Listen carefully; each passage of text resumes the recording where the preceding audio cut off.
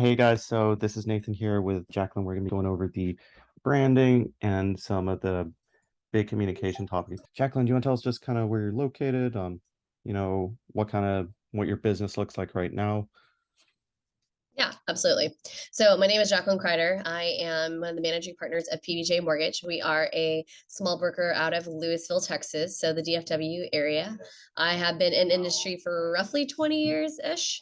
So long, quite a long time. And I've done just about every job you can do: processing, underwriting, mortgage compliance, origination. I've read large teams. So I used to be area sales manager for Penn ran about 15 LO. So I've done a lot of things, but I really love helping customers and loan officers grow. Like that's kind of my aim.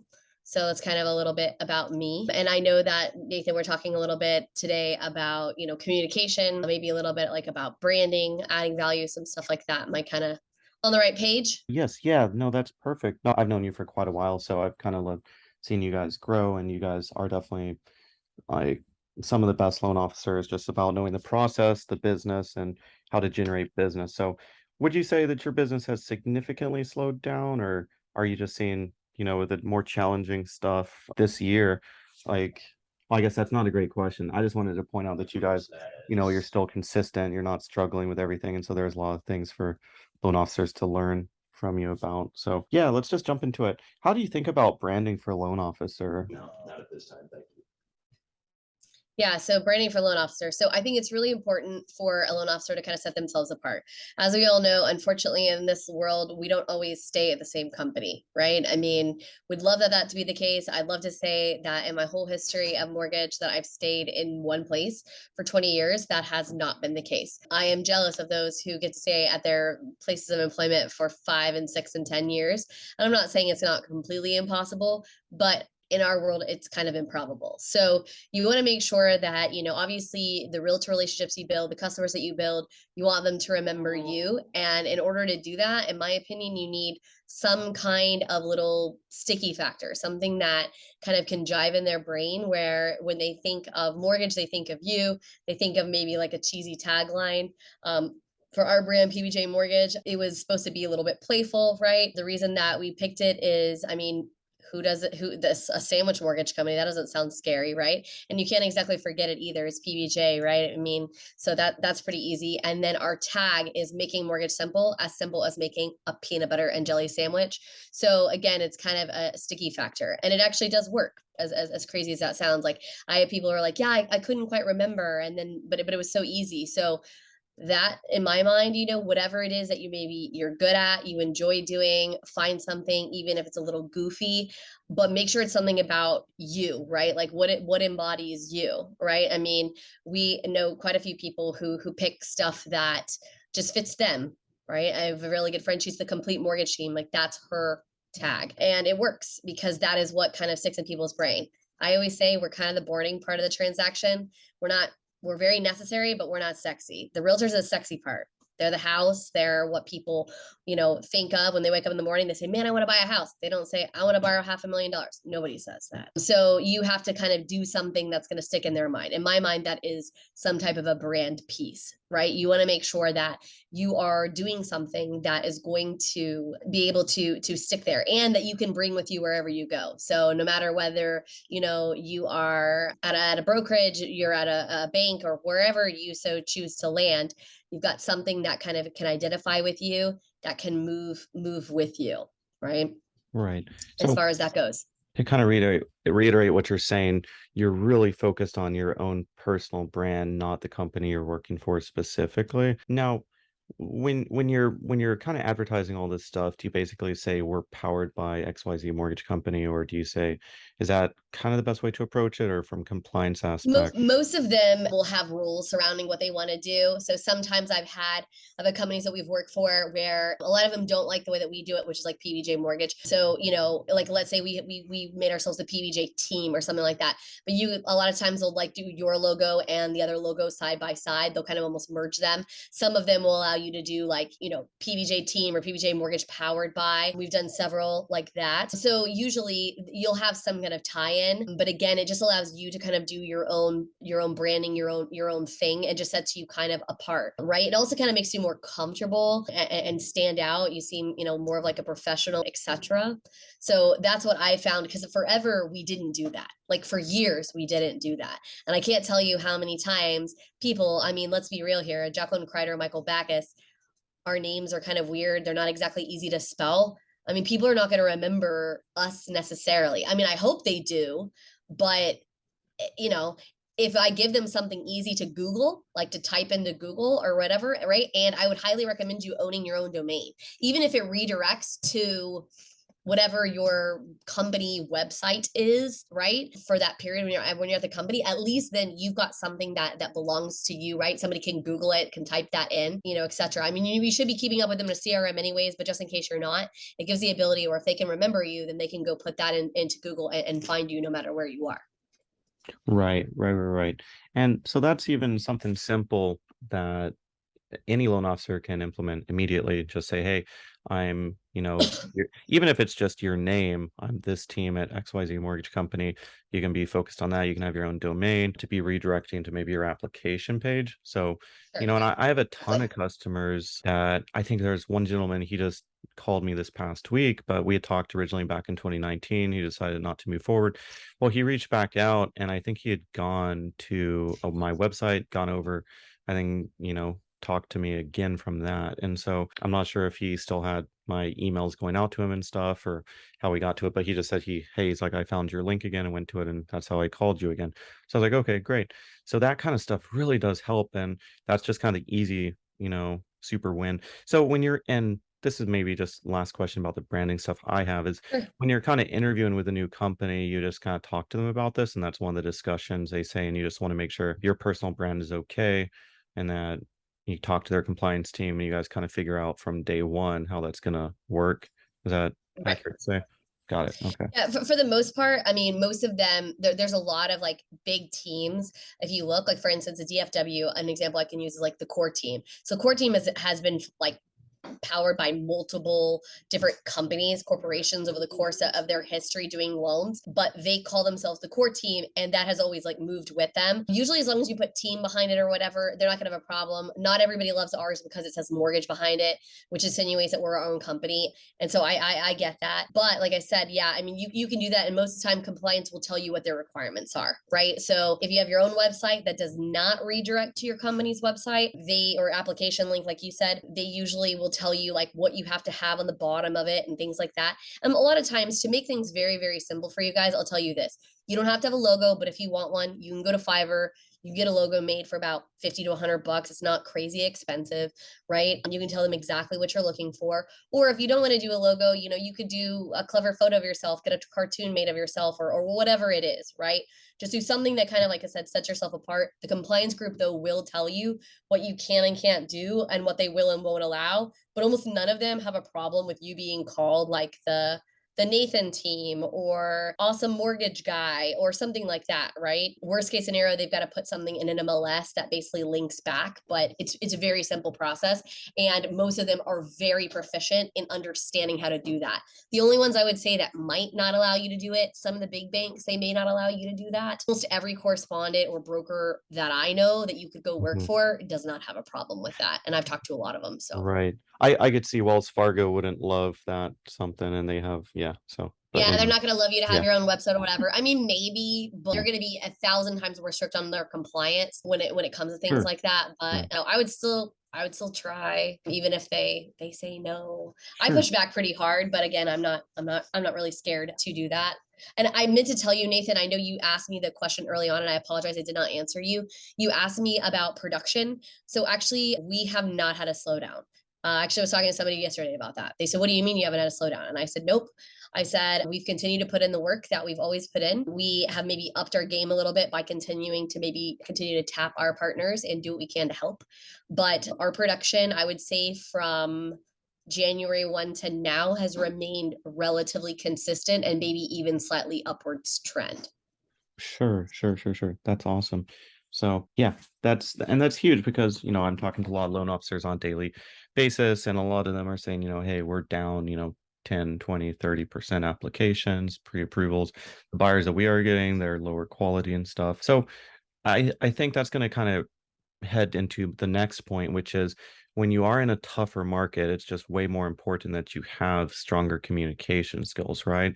And Absolutely. so how do you guys like view that? Like, let's just talk from like beginning, like let's say you have a realtor and somehow they communicate a lead to you or whatever. And what would be kind of like the steps that you guys take as you're following that through to, let's say, issuing a pre-approval just from getting the lead? Yeah, absolutely. Okay, so first of all, I will tell you that what's super, super, super important to us is that I want to make sure that we kind of communicate effectively. So when I go out and I pitch myself to realtor partners or any kind of partner, right? We don't just have partners that are realtors. I basically pitch that we are true partners. Right. So basically, I'm going to put in the work. You're going to put in the work. Nobody works for anybody else because a lot of times that kind of create some challenges and some problems. But you have to be incredibly direct and you have to really be a good advocate for yourself, your client, and even for them, right? I mean, when you lay that out up front on how your relationship is going to be presented, it makes life much, much easier, right? And so we have realtors that call us and give us leads. We have realtors that just have them go fill out an application. We have realtors that will text us, please give this person a call. We have a form that we've set up. We have a G Suite for our business. That's how it's established. But almost all of you guys probably have a Google account yourselves, right? Some kind of Gmail account. You can set up in Google Sheets, and I'll tell you why Google Sheets in a second. We basically set up a tracker and it basically tells us like who the lead is, what day it came in, who it came from, and then it gives us the ability to put in notes as well as like dates we called, we followed up, etc., so that we can continuously communicate with that agent or whoever provided us the lead, like what's happening. Did they get back in contact with us? Did they not? Did they ghost us, etc.? The way that I basically frame up to my partners is that we will give them, good information. Let's be real here, especially in this market, no realtor, they don't want you to tell them that no, their customer doesn't qualify, or no, the customer isn't, it is ghosting you or whatever.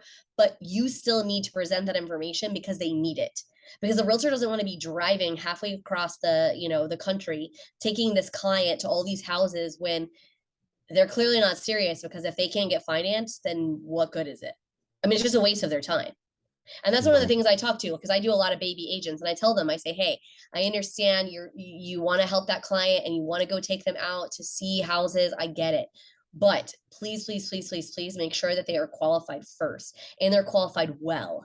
Because the last thing you want to do is, number one, waste your time, money, and gas, right? You don't want to deal with that. Number two, you do not want that client to then get under contract. Like maybe they have some fly by night pre approval, get under contract, and then, oh, wait, they don't actually qualify. And now they've spent money on inspection and appraisal. They potentially lose earnest money. Who do you think they're going to blame? The Right. realtor. Right. Like, I mean, they're going to blame them. And even though it's not clearly their fault, the customer didn't do their job, but it doesn't matter. It's going to feel like their fault, and nobody likes that. Hmm. So even though it's hard as LOs to say, like to say that to realtors, you have to. You have to be direct. You have to be your own advocate, right? We're scared that if we tell them hard things that they're not going to want to do business with us. Usually it's exactly the opposite. And if they don't want to do business with you when you are just trying to help them, do you really want them to be your business partner? Right, right. And I think that that would also kind of weed out realtors, like exactly what you just said, because a realtor that's always going to be blaming you for things that are not your fault if you communicate it, they're not really a partner with you, right? Correct. They're not trying to run things like a business. They're trying to live in like fantasy land of how they wish things were rather than how Right. things actually are. Now, okay, so real quick back to that Google Lead form. That's super interesting. Is that something where like everybody on your team has that saved basically on your phone? So if somebody texts you over, hey, this is a lead, then you guys can all instantly add it, like no matter where you are. Is that how you That's would? why Google Sheets. Yes. Sure, So sure. Google Sheets, you can access it from your iPad, you can access Hmm. it from your cell phone. You can go in there and you can enter stuff in. at any point. We also use that tracker. You can track goals, like we on the front sheet of the tracker, like you can track your goals and stuff like that. Like how many leads do you need? Like what's your conversion ratios? Like you can track those things. Hmm. Second page is again those leads. And then we move them like so that there's another sheet that says like pre-approved and looking. So like the people who are actively pre-approved and looking, we have that sheet so that we can, call, follow up, etc. Because let's be real, I will tell you that the number one reason that we don't get business as LOs is we forget. Hmm. A lot of times like you just forget, and it's not like you're being a bad LO, oh my gosh, like I'm a horrible person. No, you get busy, right? Let's be real. You have every intention of following up with Sally. Okay. And you have it set on your calendar and you're going to call Sally at noon. Well, guess what? At 11:45, you get a phone call from the underwriter, the processor, your other client, the realtor, or somebody else, right? And something else is blowing up and it's a live loan. Well, Sally now became low man on totem pole. Let's be real, because Sally's not a real deal yet, and that's okay. But you now forget. If you have it Right. in some kind of visual format where you can easily track, then you can go back, and even if you miss your calendar appointment to call Sally, you can go back, and set maybe time block a little bit of time for yourself at some point in the week to basically follow up on anything that maybe you haven't remembered to follow up on because you forget, and that's not good. Like, and so you want to keep yourself somewhere on track. So for us, we do that and then we go ahead and move them when they actually become a live loan. And again, so we can kind of make this our tracking point of contact. We also created like a whole form that is basically what we fill out like when they actually start becoming a real deal on, things that we verified with them, notes and things like that. And again, all of our stuff is in Google so that anybody like, as Hmm. long as we've given access to different pieces, then like the processor can see it, my ops manager Patrick can see it, Michael can see it, myself can see it, anybody who needs to see that can see it. Got it. Now, when you say like real deal, that would be going from just a lead you talk to a pre-approval that you're issuing at that point. Okay. Correct. Got it. Got Yeah, it. so we basically then we can make notes, right? Hmm. So, Sally says I'm getting a gift from dad of 30K, right? So and so said that they're in the process of starting a new job. Whatever kind of things you can put in those kind of things. And then you also, once we start getting in the application, you can make notes that, yes, you made sure you took a full application. And our ours basically also has different buckets, and so things get re-verified through the buckets. And a Hmm. lot of people were like, a friend of mine looked at the form the other day and she's like, but you have like the same buckets in this category, in the loan officer category and the processor category, and these Hmm. different functionalities. And I said yes, because it's the checkpoint, right? Sure, sure. So the loan officer has to check that yes, we did 2 full years of employment, and and all this stuff. If they check this box, or if they didn't check this box, then hopefully the next step will catch it. Hmm. And we can also push back if you didn't do it, or if you did it, you said you did it but you didn't actually do it, right? So on my stage of like a coaching piece, it helps me understand what is getting done and what's not getting done and by who, if that makes Got it. sense. Got it. Got it. For We sure. baked SLAs and stuff like that into it as well. What is that specifically? Just for people that might not know. Mm. The SLAs is service level agreements. So service level agreements, like for us, I expect that my whole group, that we answer emails in a timely manner, right? So like you have a certain amount of time to answer, things like this, etc. Do I hold like all my LOs personally, like before it becomes a real deal, feet to the fire on those things? No. But for instance, like I don't want my ops team to sit on something, and if a loan officer has asked, hey, I want a status update, that they're going to like sit on it forever. But the other thing that I don't want as well is I don't want them to bother my ops team, that, hey, they sent an email 5 minutes ago. Why haven't you answered it? Why haven't you answered it? Why haven't you answered it? Okay.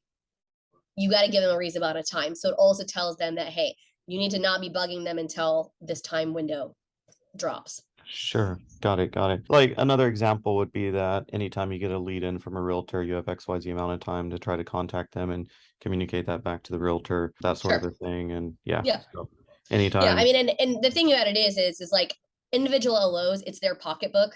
So I'm not necessarily going to like come over them and like stare over them like with a Hmm. thing and like beat them over the head. But one thing that we also do as well, and I will heavily caution anybody who is new to industry, do not do this. Don't set unreasonable expectations. So like when what I tell every single customer and every single realtor we work with is, from the time that we get the last document, it is 24 to 48 hours. Now, do we try to do it faster? Of course we do. If we're not busy, can we do it faster? Of course we can. But what I'm going to do is I want always that to be the expectation, because what happens is Hmm. you never know when something is going to be going amiss in your business, right? When something's going to be blowing up, your child gets sick, your spouse Right, needs you, right. your dog runs away, who knows what.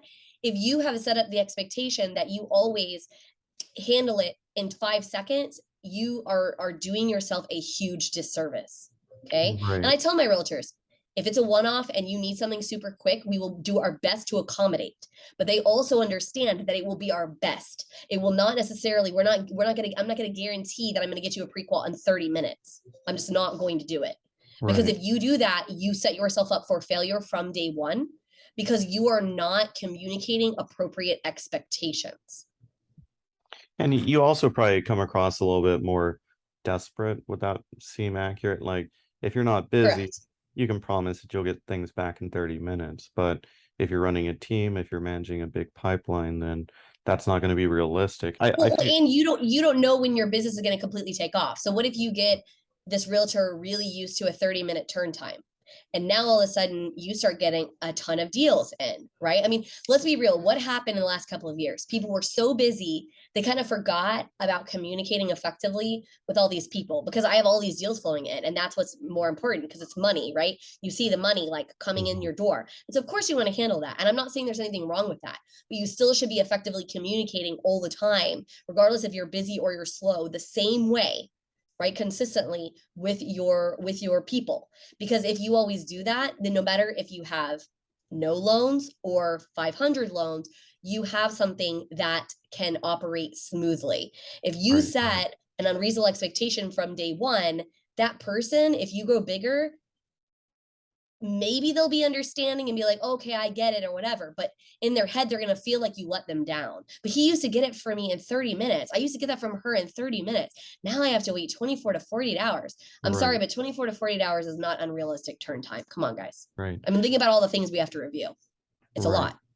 Right. And you don't want to be missing stuff, making mistakes, going super fast. So specifically to drill down on the communication, I love where we're going with this, but to drill down, Sure. let's say the realtor sends you over the lead, you're able to talk to the borrower and he promises that he's going to fill out the application, like let's say sometime tonight or whatever. Let's say he uploads half the documents, not all of them. Like, is that something where you guys immediately reach out to the realtor and say, hey, I still need XYZ? Because I feel like a lot of stuff starts to drop along the way when you have a lot of leads coming in? And how would you kind of go about communicating to the real?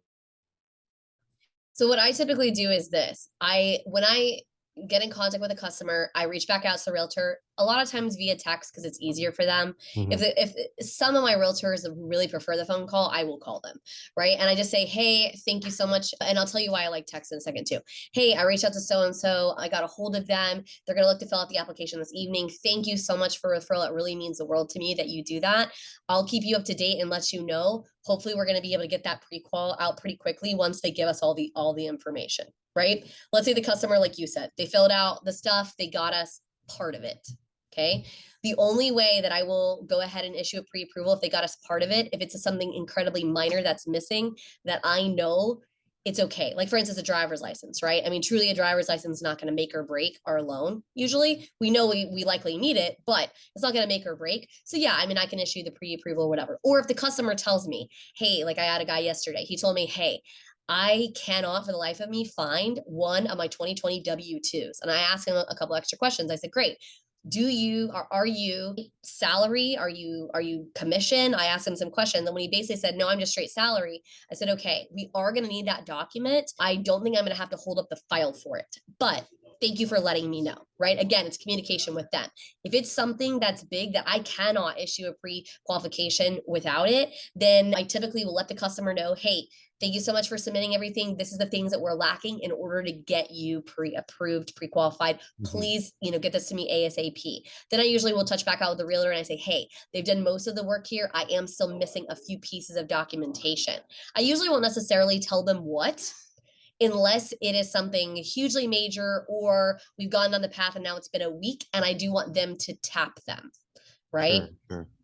To So if follow it's, up. I mean, in that first couple of days, I don't usually tell them, but if we go a couple of more days, especially if the realtor's like, hey, they're bugging me, they want to go out and see houses, then I'll say, that's awesome. I want them to go see houses. The problem is they still haven't provided me bank statement, tax returns, Sure. whatever the heck it Yeah. is, if that makes sense. Right. So let's say, yeah, they do finish up everything. Basically, it's you're to kind of recap everything, you're constantly communicating back to the realtor almost every time you reach out to the client and just saying, hey, here's where we are on the status. Would that be fair to say? Yeah. Text And message. text is good Yeah. because let's be real here. A lot of times they don't remember the phone call. So even if I call them, a lot of times I'll text right after or whatever, and just again, like say thank you or whatever, Mhm. because it also covers your rear end. Because a realtor will be like, you didn't call me, you didn't this, you didn't that. I mean, even some of your good ones, right? They don't remember. So the Mhm. text is just very easy to be able to go back and point to and say, yeah, I did see. And I mean, you don't have to do it in an asshole way. You can just be like, oh, I'm so sorry. I remember talking to you, and remember I sent a text. See here. Right. Got it. So, and Because then, we're all really busy and we're all very guilty of forgetting things. And it's not, again, nobody, I have a saying, nobody wakes up in the morning to do a bad job. So nobody intentionally tries to screw things up, right? I right. would use another piece of language, but we're recorded. I'll be nice. Nobody's trying to screw anything up. Okay. They're not. So you have to remind yourself, be kind, right? And just be like, hey, remember we did have this conversation. I like to put a lot of things in writing because again, it's just a CYA. I mean, I communicate a lot, like not just on the phone with our customers, but then I follow those things up with text or email, right? Again, so you can point to them. Because again, people get busy, people forget, and you're just trying to kindly point, right? I mean, think about how many people we facilitate, y'all. And there's a lot of people in our transaction, and we are sort of the giant ringleader. That's why our communication matters so much, because Mhm. we are the giant ringleader of all of the circus. Right. Now, let's say the buyer's pre-approved and everything, do you just put them on the Mhm. list once a week? You'd kind of check in with them, see how they're going, remind you, Correct. blah, blah, blah. Okay, And I that's pretty highly simple. recommend if you don't have one on your own that you get a CRM. A lot of times your company's going to have one. It's really good for you to have your own. And the only reason I say that is because it goes with you, right? So like you can do your own kind of drips, you can create things, etc. And it makes your life a little bit more seamless. You also know a lot of CRMs can set up reminders for yourself. So when you log in, it says, like call these people or whatever, right? So I mean, you don't have to have one, but I do encourage you to consider it if you don't have one already. Right.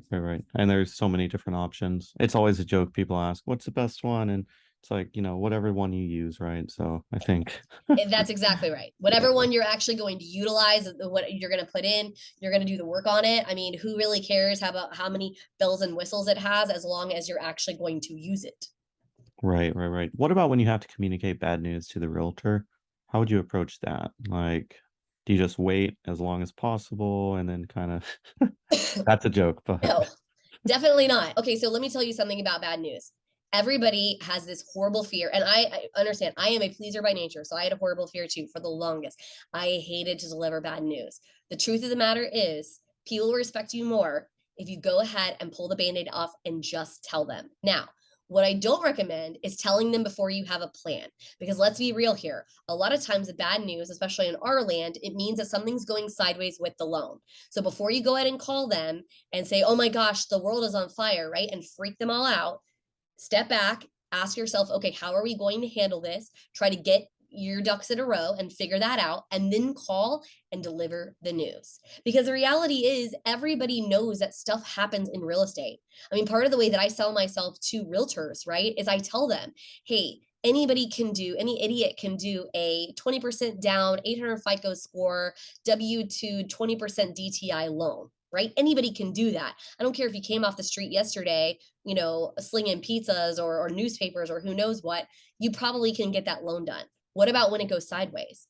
My promise to them is that I will communicate effectively, that I will let them know what's going on, and that we will solve the issues. And if the issues aren't solvable, I will tell them that too.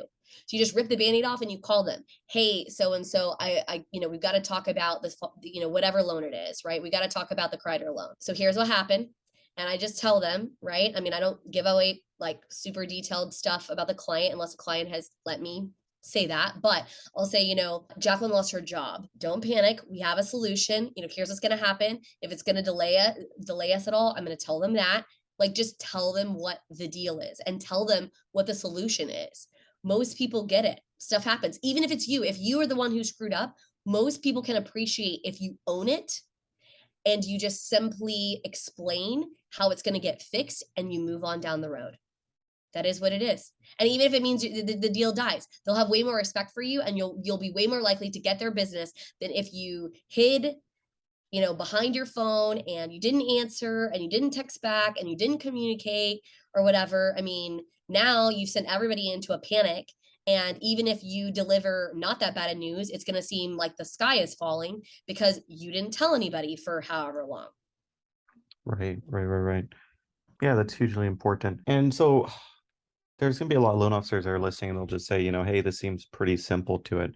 Is just doing this consistently, is that kind of the key that you would say? Like there's Yeah. nothing dynamic or Also, remind yourself, even if you, so here's what I'm going to tell you. Even if you have 0 loans in your pipeline, even if you're brand spanking new, right? Believe in yourself and believe that you are the expert. You know 10 times, even if you're brand new, 10 times what the average person on the street knows about mortgage. Okay. You need to be confident. Don't come across as being desperate, and just do the basic stuff. It actually isn't really that hard. We make it more complicated than it is. We overthink it. Well, they're going to know that I don't know about this product or this or that or whatever. Guys, no, they're not. Okay. First of all, they probably don't even know. Okay. Number one. And number two, it doesn't matter. Can right, anybody, me right. included? I've been doing this for 20 years. Do you think I know everything there is to know about mortgage? The answer is no, I don't. Because guess what? Guidelines change, rates change, companies change, all these things change. They are constantly changing. You could never know everything. So, what I do is when somebody asks me a question and I don't know the answer to it, I say this. That's an amazing question. I think I might know the answer to that one, but I want to double check and make sure that I'm giving you correct information. So, I'm going to write that down or whatever, and then move on. And then go back and actually follow up, give them the answer to their question. Because somebody in this industry, I guarantee you, will help answer it if you don't know it. Okay. It's really not that hard. The thing is that we allow ourselves to get in our own heads and we make it worse than it is. And then we come across as weird and desperate and oh my gosh, and whatever. And we just make things astronomically worse. And honestly, we did it to ourselves.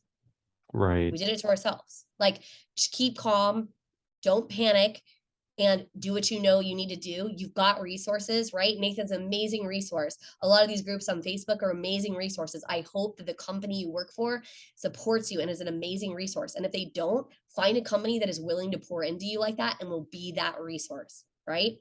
They exist, I promise.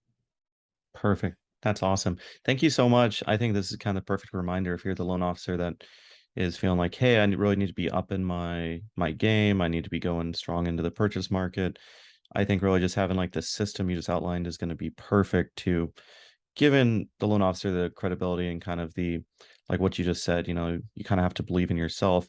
If you don't have a good system down, then it's kind of hard to believe in yourself. So you kind of have to just get the basics down, get your communication on point. Hopefully this was helpful, guys. We'll be posting this here in the Facebook group on YouTube. And if you guys have any questions, you can just tag Jacqueline.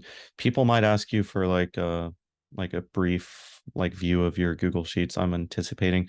So if you wanted to share in the group, you can. If not, then that's fine too. But Sure. even just a brief summary of that. So sounds great. Hey, thank you so much for coming on and just chatting with us here for a couple minutes. We really appreciate it. And is there anything you guys wanted to promote? Just we can send traffic to. You guys do loans in Texas, so if anybody wants to We refer a do. deal over, they Yep. can. We would do loans in Texas, and we are very proficient at literally like almost every kind of loan. We do a lot of VA because my husband is a 100% disabled vet, but we are really big on the education piece. So we definitely want people, LOs, and like if you're looking for a great home as an LO and you're in our area, you're in Texas at large, we would love to help you. And please understand, if you're not getting supported where you are and you want a referral to somebody who is going to help support you, we have a very large network, right? And please let us help you find a home where you do feel supported, because the reality is that not every place is perfect for every person, right? I mean, even our shop, like you come and work for us and we may not be 100% your cup of tea, and that's okay, right? Find your people. They exist. We have a really big world. So find your people, and whoever those people are, do amazing things. Be confident in who you are, and I promise it'll get you far. Perfect. What's your website where people could just go to and check out too? It's pbjteam.com. So PBJ, like the sandwich, TEAM.com. I will Okay. tell you that it's strategic because I'm just going to warn y'all right now, nobody can spell mortgage. I know you're thinking to yourself, what? Yes, no one Right. can spell That's it. right. So Yep. don't, Yep. even if you go buy the domain, whatever the heck it is, mortgage.com, Mm.